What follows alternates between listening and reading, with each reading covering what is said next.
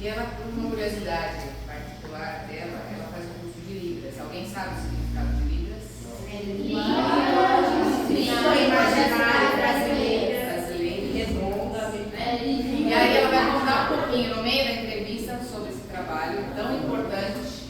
Então, tá bom? Vamos começar a entrevista?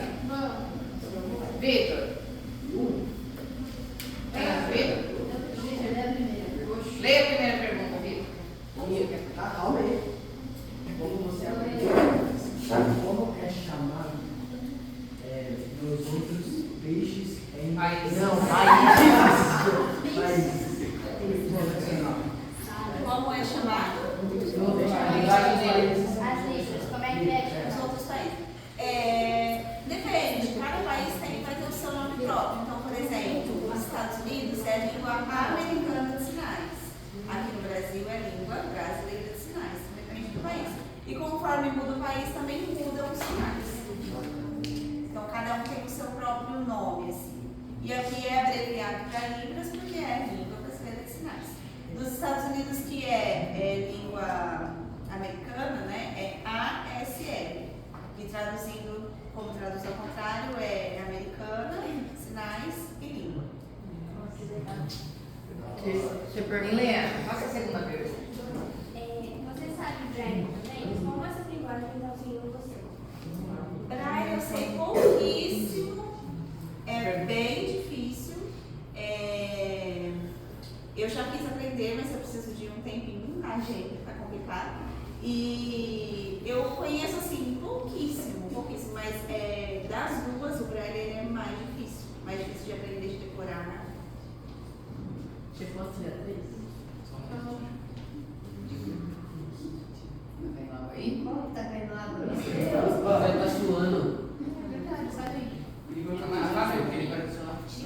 Está suando. Fernanda, o Vitor fez uma pergunta que eu acho que ela não ouviu.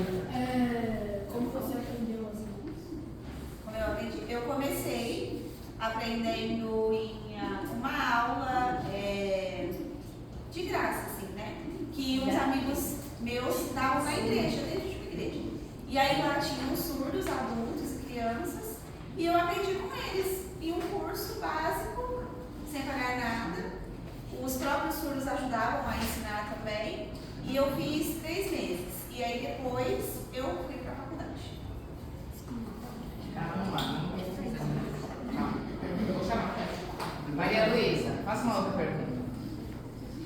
Qual foi a primeira experiência com Libras e a sensação de se comunicar em Libras? A minha primeira experiência foi nesse curso básico. No começo eu fiquei com muito medo, muita vergonha, porque a gente costuma achar que o surdo ele vai julgar a gente, porque a gente não sabe muito, né? Mas não, eles ajudam muito, assim, eles veem o erro e consertam pro lado bom, então eles ajudam muito, têm muita paciência. E na minha primeira experiência direta com eles me deram um sinal, que é como se fosse um apelido. Então todo surdo ele tem um sinal em Libras, normalmente alguma letra do nome ou alguma característica do rosto. Porque como eles não têm audição, eles têm, né, os outros sentidos muito aguçados. Então eles reparam muito, eles são muito visuais.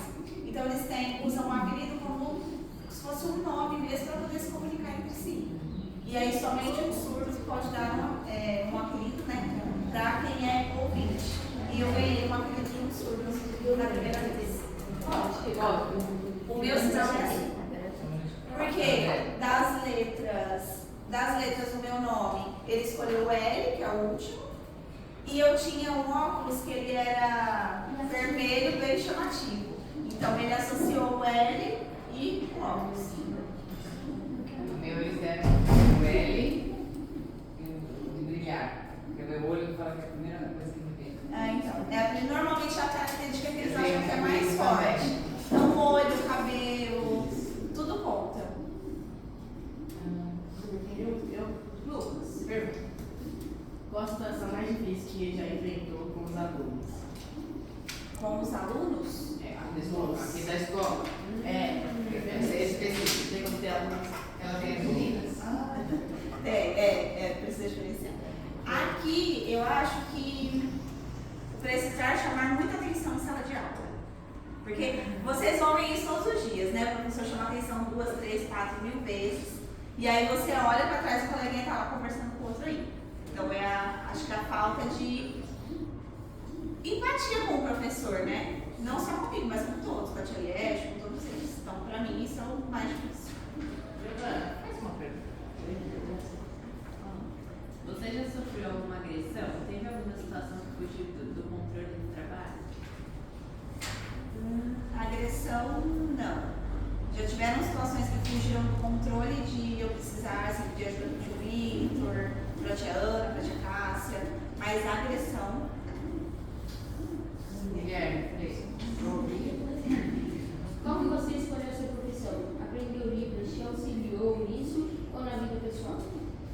Eu escolhi essa profissão porque eu encontrei com surdos, né, conheci, e nós sabemos que existem muitas dificuldades, muitas deficiências, muitos transtornos, mas conhecendo eles,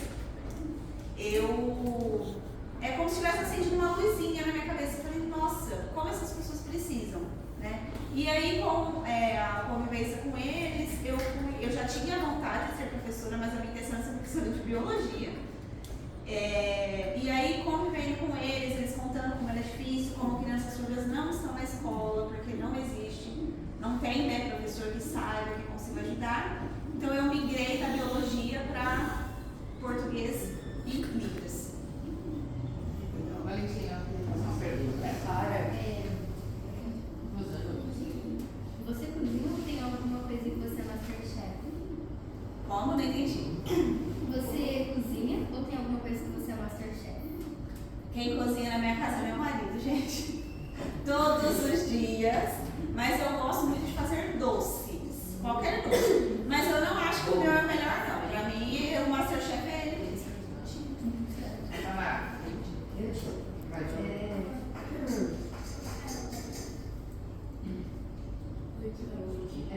Você já precisou de utilizar livros no trabalho ou em outras situações?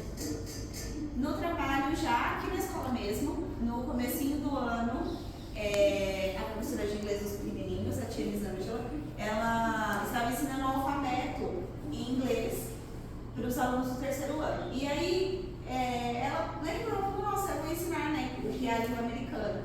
E eu estava na sala, e ela também, e aí ela colocou, e foi muito natural. Todos eles tiveram muito interesse, eles aprenderam, em questão de uma aula, eles aprenderam o alfabeto e a cada um falou o seu nome.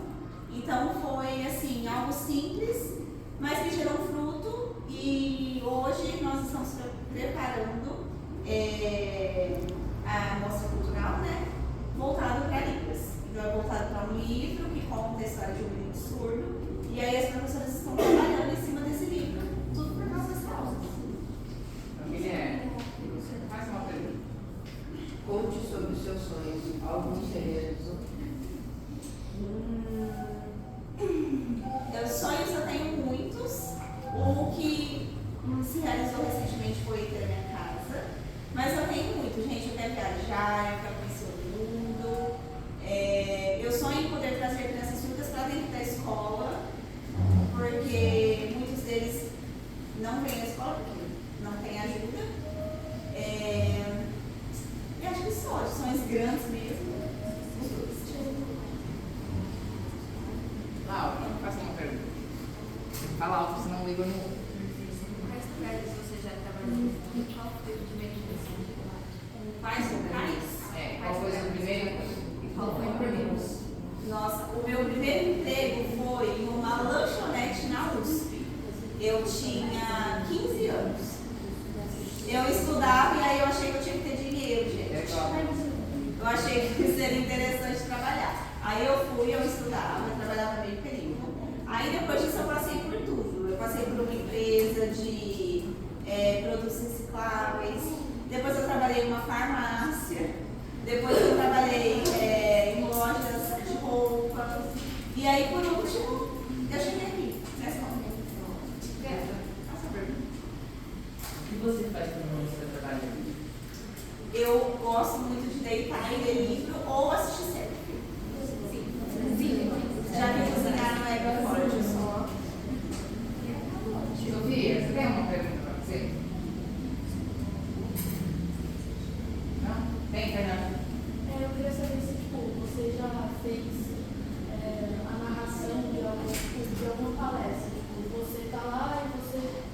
um surdo lá que tem que se comunicar por línguas que se está na parede, tipo, em algum lugar, escudo, parece lá.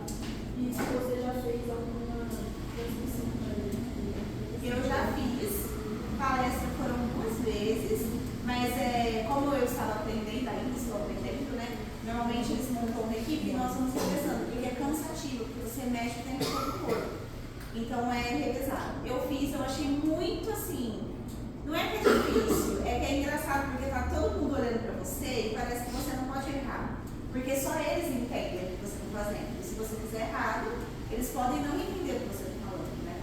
Então eu achei muito assim, me deu muito medo de errar. Mas foi muito legal, foi uma experiência muito boa. E eu também já traduzi livros infantis, que é mais difícil do que parece. Guilherme, Raquel, por que mesmo você desistiu do seu professor? Porque quando eu entrei aqui, especificamente, eu comecei a observar. Então, assim, as crianças com alguma dificuldade, com alguma deficiência, e aí automaticamente eu acabei trabalhando com isso. Vocês sabem disso, né? Já passei por sala de aula com vocês 2 vezes, mas eu acabei única e exclusivamente para trabalhar com essas crianças. Isso me chamou a atenção, porque eu sei que todos os professores trabalham muito, mas a gente precisa de mais gente ainda para trabalhar exclusivamente com essas crianças, porque o professor não só, ele tem que lidar com todos vocês, né? E às vezes a criança precisa de uma atenção a mais, assim. Então, eu senti que aquilo era o que eu precisava mais naquele momento.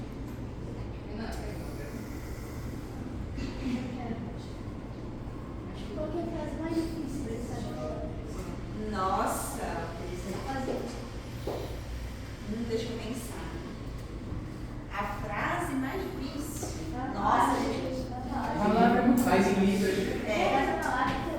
O que foi mais difícil para mim, que eu demorei muito, olha que ironia, foi o alfabeto inteiro. Eu demorei muito para gravar. Muito mesmo. Foi o mais difícil. Foi o que eu mais tive dificuldade.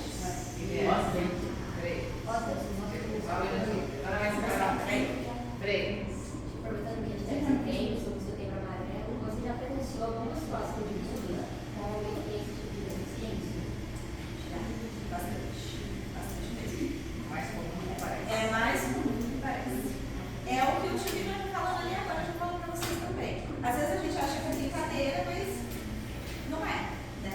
Só que para o surdo, muitas vezes ele não está percebendo, ele não está entendendo, porque ele não está te ouvindo.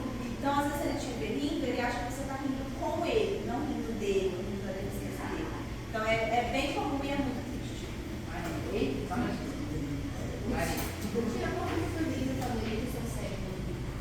Meu livro favorito é Harry Potter.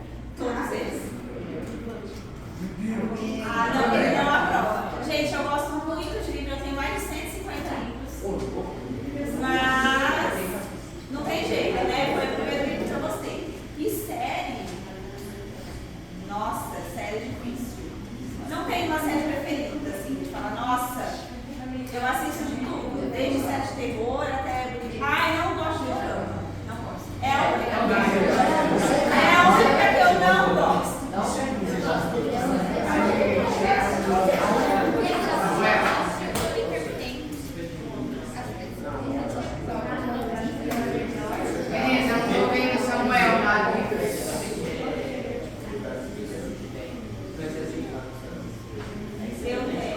Tenho vontade de ir até para aprender, porque aqui a gente não tem. Nós temos quem ensina a língua brasileira, que tem no Brasil, não tem. Professor de inglês para a língua de sinais. Então eu tenho vontade sim, de conhecer, principalmente depois que eu vi que é bem difícil, é bem diferente. Assim como o inglês também é mais diferente, né? Mais difícil. Fala. Você tem alguma animal de estimação e você vê se tem filhos? Eu tenho uma cachorra, que ela é metade vira-lata, metade border collie. Ela é terrível. Só que hoje ela fica com a minha mãe, porque minha mãe é mais apegada nela do que em mim. Então eu me mudei, né? E não consegui levar ela comigo. Então eu vejo ela pouquíssimo. E eu pretendo ter filhos sim, mas daqui uns 2 anos, mais ou menos. Os 4, tia? Olha, Não. 2 no máximo.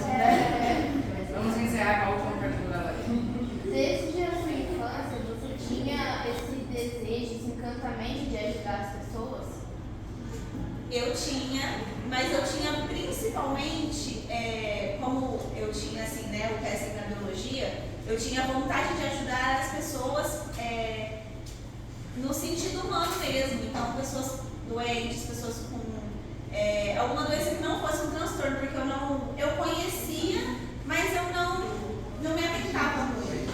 Então, eu tinha vontade de ajudar, por exemplo, casais que não conseguem ter filhos. O meu foco era esse, eu queria entrar na faculdade para trabalhar com isso. Rafael, agradeça a Raquel. Encerra. Ok. Agradeço a Encerra.